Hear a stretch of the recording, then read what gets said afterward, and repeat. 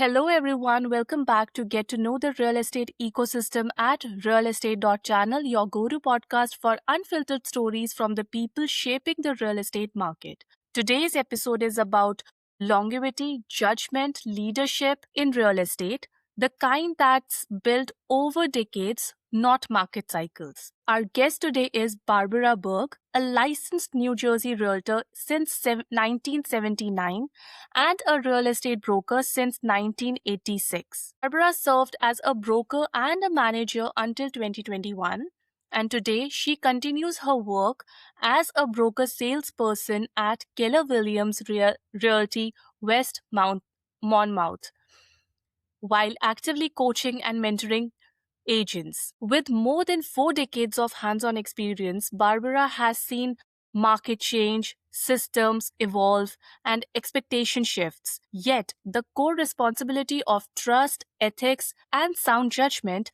have remained constant. In this conversation, we are not talking about trends or headlines. We are talking about what it really takes to last in real estate for such a long time. The thinking behind the decisions that protect clients, guide agents, and build long term credibility. Barbara, a very warm welcome to the show. Thank you. Happy to be here. Likewise. Okay, thank you so much. Barbara, we would like to start from the very beginning. You were licensed in New Jersey in 1979. What first drew you into real estate at the time? My husband had passed away and I had two young children, 10 and 12. Before I got married, I was a computer programmer. And I realized the only way I could support my children and still be around is not go back into that because I'd have to go into the city. So what I did was I investigated other opportunities and I looked into real estate and I realized that real estate was a wonderful fit for me because I could still be with my children. I didn't have the commute time, and it's something that you can do forever. And I became to love it, which is why I'm still in it. That is so nice. And after more than 40 years in real estate, how do you personally define good judgment in this business? Is judgment something that can be taught, or does it only come from experience? I think it comes from experience more than being taught. You have to learn who people are and what they're really about, and you have to be able to care about people and not just look at a paycheck. As I became a manager, I trained my agents and I still coach. So I trained my agents to know that you never follow the money, you follow the person. You will earn the money if you do a good job. If you don't do a good job, you don't deserve to earn the money. Understood. And Barbara, for our audience who are very new to our channel and for the new agents that are out there, can you define what exactly is a broker's role in this real estate world? Okay, well, I am a broker salesperson. I have more education than just a salesperson. I also have an SRES, which is a senior real estate designation. So I've learned over the years on how to deal with seniors in a real estate transaction. It's really being honest. In and telling the whole story and caring about the people and knowing when you have to push and when you don't have to push. Consistency is a very, very important thing. You need to be consistently honest and consistently follow up the way that you should to be successful in this business. Got it. Understood. And what did the New Jersey real estate market look like when you just started your career? Well, when I started, I had a beeper and I had a lot of quarters in my purse because you had to stop at a payphone and call your client back. We didn't have fax machines. We didn't have computers. People relied on you to give them factual information. I used to drive to Staten Island and New York to have a wet signature on a contract because you didn't have DocuSign and you didn't have computers. But you learned and you developed better relationships at the time because they needed they needed to know that you were there for them. You were their eyes and ears. Now they can go on to different sites, and I don't want to mention some of the terrible sites that they can go on, but it's not valid information. There are listings that have been sold that are still on there. There are price ranges price reductions that don't show up on some of these sites. So you really need to work with your real estate agent so you know what's happening in the market up to date. Tremendous, tremendous changes. When I went into the real estate market, interest rates were 19%. You had wraparound mortgages, which I don't think anybody would understand or use anymore. People lost their homes because they did wraparound mortgages, which were illegal. You've had a lot of different situations in real estate. The good thing is there are many more checks and balances today than there were originally. That is very informative because most of the terms I don't think so any of us have heard. I'm sure not. Barbara, over 4 decades, what market shift forced you to adapt the most? When computers came in and when social media came in. Was it that difficult?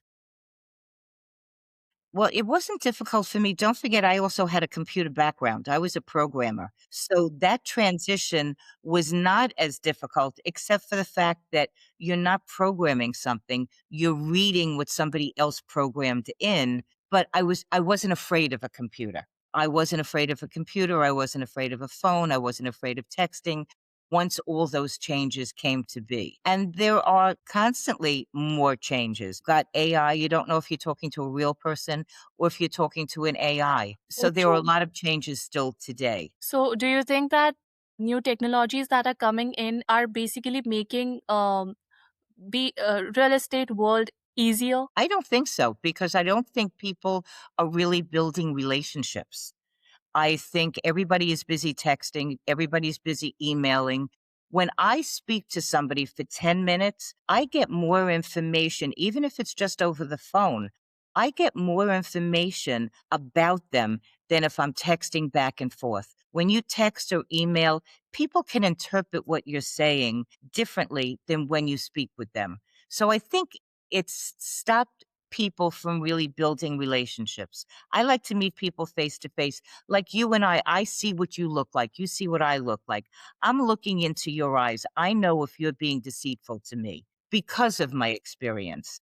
And I also know when you're genuine. So that makes a difference. And I think you can see through my eyes how genuine I am and the love that I have of this business. So I think that it has its positives, but it also has its negatives as far as building relationships with people. Yes, I think that it is a hard pill to swallow because the younger generation that are coming in, they have forgotten how to build a repo. That is the truth because Yes, yes, every time they have to interact, they have to use Chat GPT. Like, oh my yes. god, how should I answer this question? Yeah. I understand. Okay, so technology has transformed real estate. We all know that. How did you decide what to embrace and what to avoid? Especially the social media platforms that there are so many. How are you dealing with all that? I don't do a lot of social media unless I'm giving somebody valuable information. Like I don't post myself I'm top blister of the month or I did more production than somebody else. If I've got something that I can share with somebody on social media and I can get that information across to many more people than if I pick up the phone or send out a postcard that most people throw out, that's advantageous. So I do that.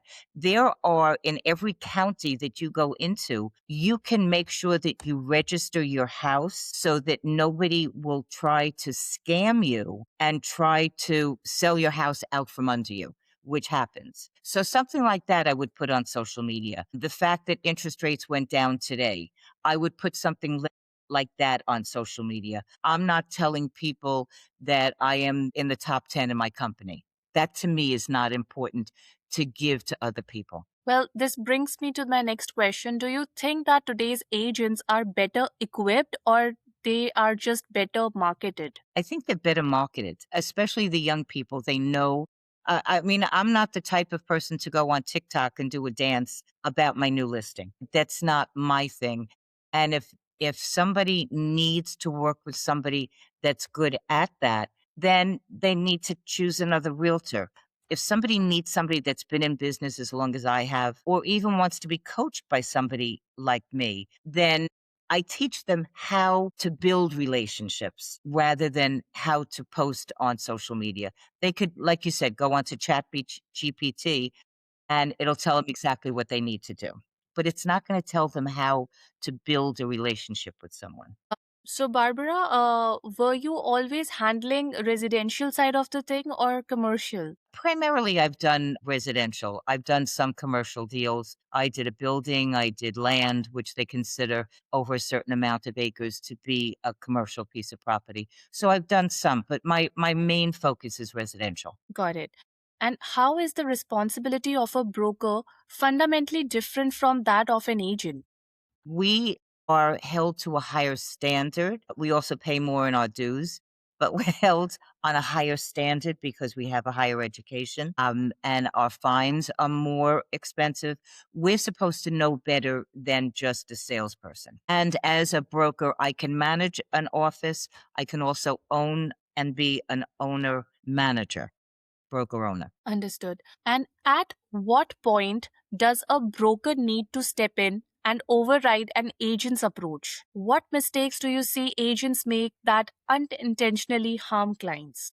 Well, when it comes to giving out information that they're not supposed to, you have to know who you're working for, whether you're working for the seller, whether you're working for the buyer, whether you're working as a disclosed dual agent. If I'm representing a seller and I know that there are defects in the house because I've seen them, when I go over the seller's disclosure with them, they have to fill it out. But it's my obligation to make sure that I go through the seller's disclosure that they haven't made an honest mistake, because most of the time it's honest mistakes. There's one I'll tell you for instance, I have a buyer that I'm working with. We looked at the seller's disclosure.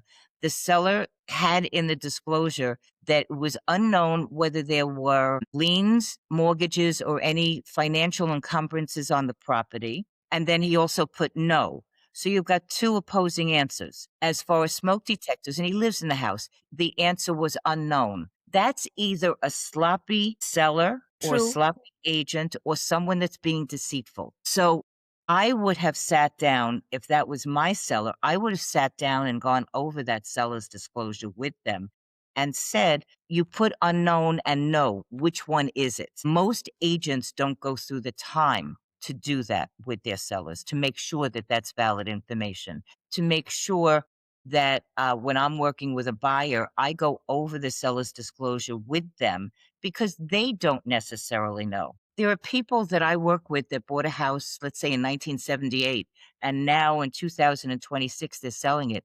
They have not done any real estate in between. So it's my obligation to let them know step by step what is going to happen so that it's not a surprise. Very Does that well answer? understood. Yes, it does. It does. Good. And what pressure comes with being the final point of accountability? You want to make sure you're doing right by your client and your customer.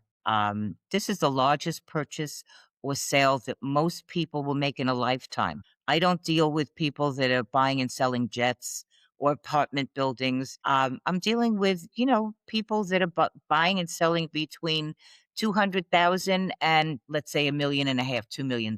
And this is their largest purchase or sale in a lifetime. So I need to direct them. Sometimes people get anxious and I need to be the calming factor in it, and I need to be able to listen to see what their anxiety is, what it is that they're afraid of. Do you really want to move? If you Mm-hmm. don't really want to move, then let's figure out what it is that you wanna do. There are a lot of seniors that have 2-bedroom and 3-bedroom, live in 2 or 3-bedroom adult communities. They may not wanna go to an assisted living place where they can be taken care of because they don't want to leave their homes. So I may not sell that house, but I may direct them to someone that can help them at home where they bring them in. They'll stay with them, they'll live in that second bedroom. So I don't always do things to get money. I do things to help people in whatever situation they're in. Okay, so how do you balance protecting clients while still supporting your agents? Well, right, the customer is always right, but you have to listen to both sides of the story. And I am also, I will speak to the agent, I will speak to the seller or the buyer and find out what the issues are. Sometimes it's just a lack of communication, and I get the two people together so that they can communicate a little better. Sometimes when I was managing, I did need to have another agent take over the property or take over the buyer because they were not doing the right job. Sometimes people have other things going on in their lives and they need to step back and have somebody else help them. So you take each case individually. And Barbara, as a broker, what do you think about how important are code of ethics for agents? It's very important. I mean, I follow I follow the code of ethics. You're dealing with somebody's largest purchase or sale in a lifetime, and you have to do it ethically and honestly. If you don't, it will come back. You will not get referral business, and you can get sued and lose your license, and that will follow you forever. So, Barbara, my this question basically leads to have you ever encountered any situation where you caught that agent is not following up the code of ethics properly unintentionally, and you corrected them, like stepping in and corrected I them? did have to step in and fire somebody, Okay, you and fired.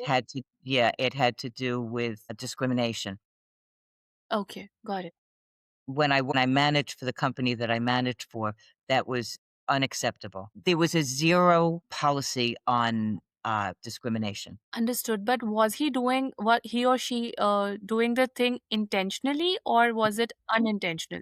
It was unintentional, but it was something they should have known better. Yeah, they should. Agents should do their diligence. Exactly. Yeah.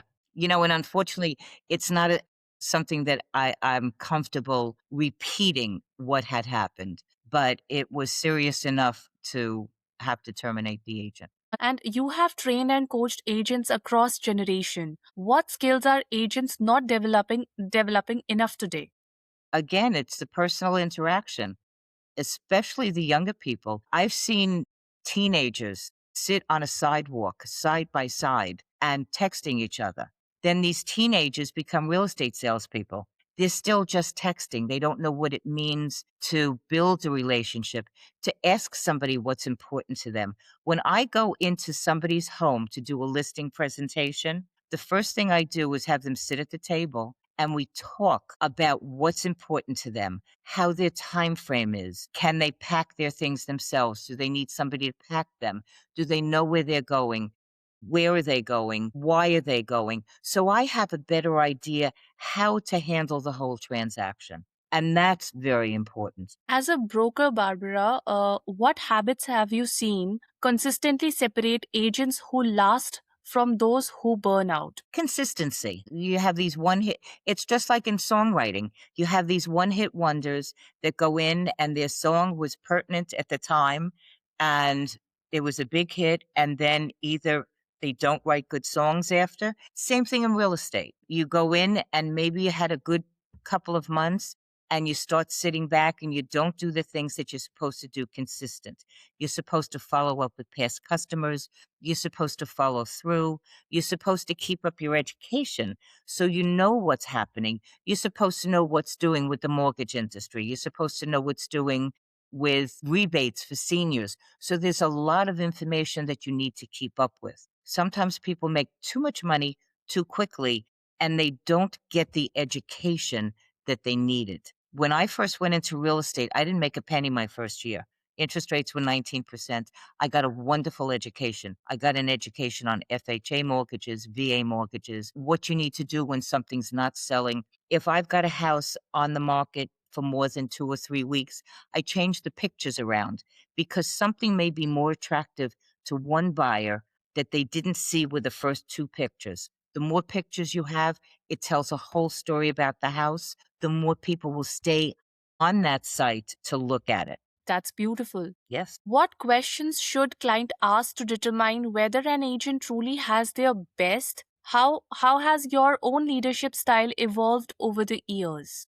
I'm very hands-on. I don't have a team. I sometimes work with a partner, but I don't have a team. If I have your listing, you will see me. I will be the one that gives you feedback. I will be the one that sits and negotiates the contract with you.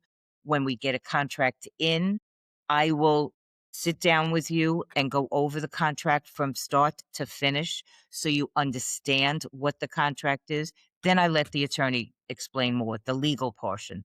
I let them protect them legally. I find that sometimes teams, you'll meet the person that originally comes in and takes the listing, and then they have a team of 20 or 30 that's doing this follow up or that follow up.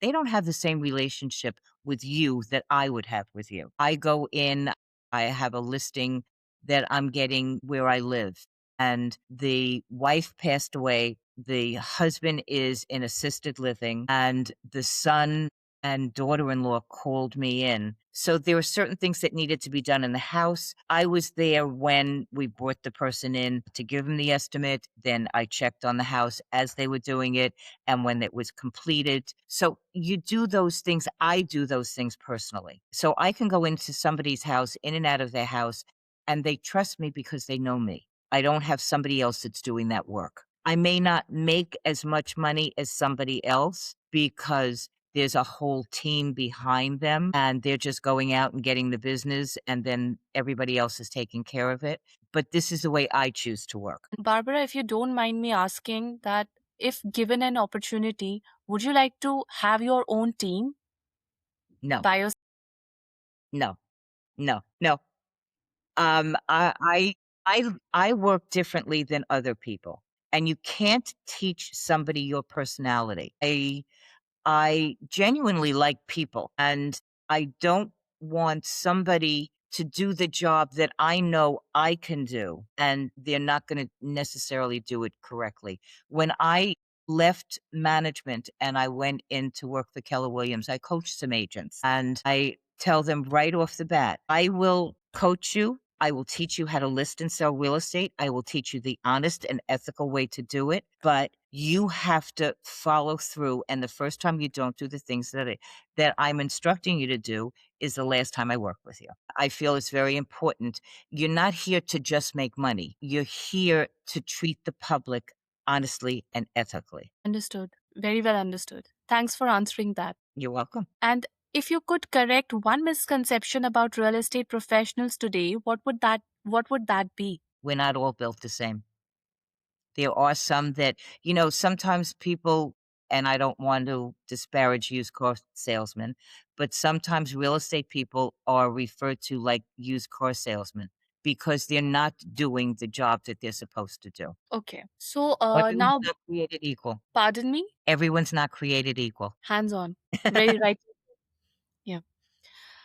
Okay, so Barbara, now I want to pause the technical side for a bit and come back to something more personal, because real estate is ultimately about people. Yes. So, can you share a moment in your career that made you feel genuinely proud, not because of a sale, but because you knew you did the right thing for someone? I say most of the transactions that I'm working with, there are because I deal a lot with seniors, there are people that are going into nursing homes, either assisted living, independent living, and the family is helping them out. I had one instance where it was the nephew that was helping the aunt that was in assisted living, and they needed to get the house sold. He thought it was worth $100,000. He was spending money on getting dumpsters to clean out the house. The house had oil in the ground. It had mold in the house. It was a hoarder house. The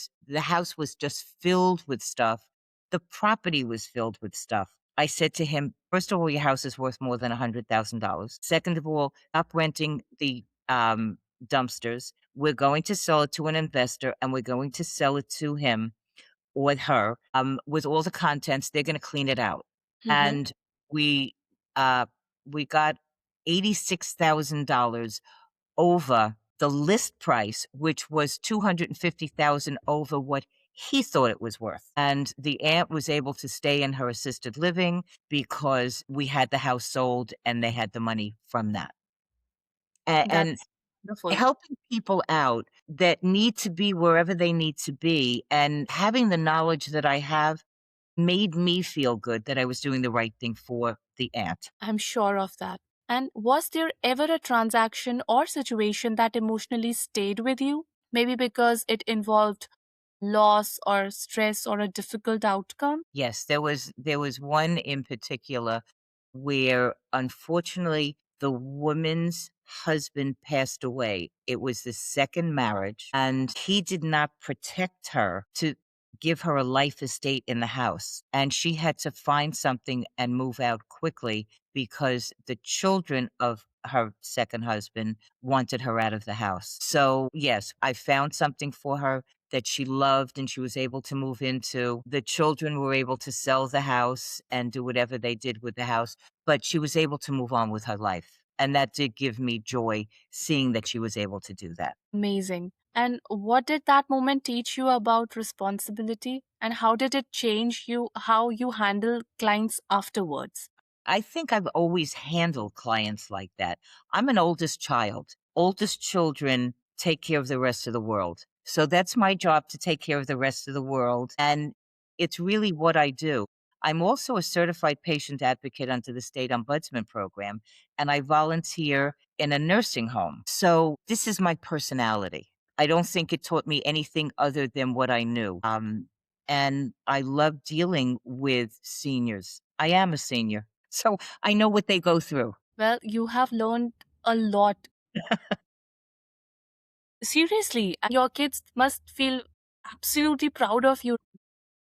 They both tell me that, and I hope so. That's what you strive for when you're a parent, that you teach them the good things, not necessarily the things that you might not have been that proud of, which we've all done. Yeah. But there's one thing that teaching something and following what you are teaching is completely different. Right, yeah. Do as I say, not as I do, and my children know that I follow up and I do take care of people. During COVID, I love to cook. Now, I live in an adult community. Most people don't cook here. I love to cook. That's my love language. So I was making soups and delivering to people in my development that were elderly, couldn't cook or couldn't shop for themselves, and I got joy out of doing that. Also part of this organization called Lasagna Love, where you don't necessarily have to be poor, but you could be overscheduled or you could just not have the money or the wherewithal to be able to do something. So I make dinner for them every other week. They sign up and I deliver it. And I have fun doing that too. Amazing. Yeah, my kids also volunteer a lot. Because they are seeing their mother doing all the stuff. You have set up the direction and the stage for them. Yes. Okay, Barbara, can you think of a time when doing the right thing meant risking a deal, a commission, or even a relationship? Absolutely. Yep. I had this one buyer that very nice family, but he would go in and out of contracts. He tried buying new construction 5 times, canceled it every time. And he came to one of my listings and wanted to buy it. And I just didn't feel he was going to go through with the transaction. I discussed with my seller, we had gotten another contract in, and I discussed with my seller the merits of the other contract versus this. And that cost me a commission because the other buyer was working with somebody else. It's not just about money. It's really about doing the right thing. The money follows you. You'll make the money if you do the right thing. So I'm never concerned about that. I'm more concerned about doing the right thing. And all of my business is personal referral because people do know how I work. And was there a moment in your career that changed how you approached real estate altogether? Yes, I was doing too many different things. I was scattered all over the place. And then I decided to just focus on a few things. You can't be good at everything. You can be good at something. So I decided to be good at something. And that's most of that is marketing homes and being honest and caring. And did it change how you worked with clients and did it change how you led or coached agents? It did and it didn't. The thing that I like about the direction that I took was I had a direction, and people need direction. I find that when people go into real estate, they try to do everything. So there may be 100 things. They send out mailers, they do cold calls, they follow for sale by owners, they follow expired listings. They do all of these things, but they'll send out a postcard once and they won't follow up. Or they'll make one call and they don't follow up. They'll meet people at an open house, they don't follow up. So you've got to know what your strength is. Some people love working with buyers and their strength is that area. So they don't necessarily concentrate on sellers. They'll get sellers from their past buyers, but they won't necessarily try to have that as their sole business. or primary business. Well, thank you for sharing that. It really highlights how much responsibility sits behind the scenes in this profession. Yes. So, Barbara, now I want to lighten things up while still staying on a very important topic. I'm going to read out a few real world scenarios, and you have to tell me, is it fiduciary or fox? Okay. Okay, Go so ahead. are you ready? I'm ready. Perfect. Okay, the scenario one is an agent tells a seller, if we don't accept this offer today, you may not get another one. Is it fiduciary or fox? It's a combination of both because usually your first offer is your best offer, but it doesn't mean you're not going to get another offer. And it also depends on the seller's needs. What's important to the seller here? Is time staying in the house, like, is it a 6-month closing or a 90-day closing more important than the money, or is the money more important? So you have to weigh those things and see what's more important. So I would say that's a combination of fiduciary and fact. Perfect. Scenario 2. A buyer tells their agent their maximum budget, and the agent casually mentions it to the listing agent to speed things up. Fiduciary or fox? That's folks. Sorry. You should not, you're working with your buyer. You're here to protect your buyer. You go in with your best offer and your strongest offer, and you need to discuss that again with your buyer. Transparency is the key here. Yes. Okay, so scenario 3, an agent pushes a client towards a property because it will close faster and free up time for new leads. Fiduciary or fox? That's false. That agent should not be doing that. They should think of what's the best for the client. Scenario 4 is a broker steps in to slow a deal down because the client hasn't fully understood the contract terms. It depends on why they're slowing it down. If they're slowing it down to be able to explain the whole contract to their client, then that's fact. If they're slowing it down because they're hoping that maybe their buyer will come in, that's iffy. That's not necessarily in the best interest of the seller because that first buyer can lose interest and find something else. Just as the seller is waiting for another contract, the buyer can find another house as well. So again, you have to look at the whole contract. I also, if I have a listing and people are coming in with a mortgage, I like to speak to the mortgage company before I have my client sign the contract to make sure that their buying power is correct, that they didn't get it from an internet source, and that things have been checked. And I also like to check to see what their proof of funds are for the down payment. If they're putting down 20 or 30%, I want to make sure that those funds are available to them in a minute's notice. So sometimes it's a combination of answers. I hope we're Got it. having fun doing that. Yeah, I have understood your personality. Like, mostly, this is you are kind of a person who wants to get involved in each and every step just to make it right Correct. Yes. perfect. Right is not. Correct. I want You know what? I want everybody to be happy. When you negotiate, everybody should walk away feeling they have something, that they got something, whether it's the buyer or the seller. Yeah, I just figured it out. You're Okay, good. thank you. Okay, so scenario 5 is an agent shares market data that might discourage a client from listing at a higher price. Is it fiduciary or fox? You go in with the numbers, and it depends on the market. When we were in a market that houses were appreciating 10% almost a week, then you listed a house, you sold it for 500,000. Next house came on at 525. Next house came at 550. You would raise it up a little more. When areas and houses are not selling as quick, sometimes you're better off putting it a little lower, getting more activity, getting more people interested in the house to hopefully get the house bid up. So it depends on market, and it depends on the needs of the seller at that time. Okay. And a last scenario is a client insists on an aggressive strategy that increases legal risk, and the agent refuses to proceed that way. Is it fiduciary or fox? I would not ruin my reputation or do anything that's dishonest or unethical for any client. So my reputation is more important than anything else. And the fact that I do right by my people. Yes, Miss Perfect. Not perfect, I try. When you try, most of the time you succeed. That's true. I can't deny that. Yes. Okay, so now we are coming to end of this episode, and we are going to end it by playing a little quick hits. It's like the additional part of the fun segment that we just I did. was going to say we're going to have more fun now. That's good. Okay, so you have to answer in one sentence. Okay, are you Okay, ready? I'm ready. Perfect. So protecting the clients or protecting the deal? Protect the client. Second, honesty or optimism? You have to be honestly optimistic. Hey, you have to choose one. Okay, honesty, Perfect. Speed or clarity? clarity, Experience or education? experience. Amazing.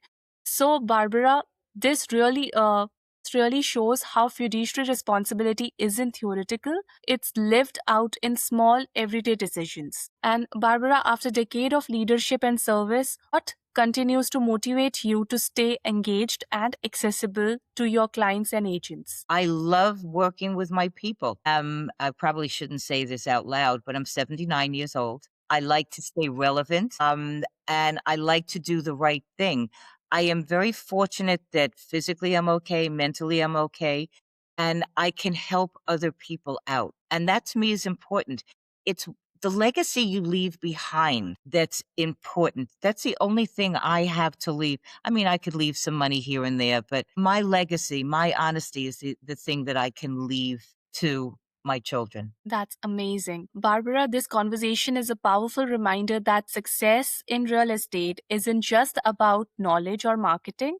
It is about judgment, responsibility, and trust that you have built over time. We would heartily, from our heart, we would like to thank you for sharing not just your experience, but the thinking behind it. It was my pleasure. It really was a pleasure dealing with you. And again, I love what I do, and I hope it comes across to my clients. It will. And I hope that through this podcast, your name would be out there in ways we cannot even imagine, because we believe in manifestation.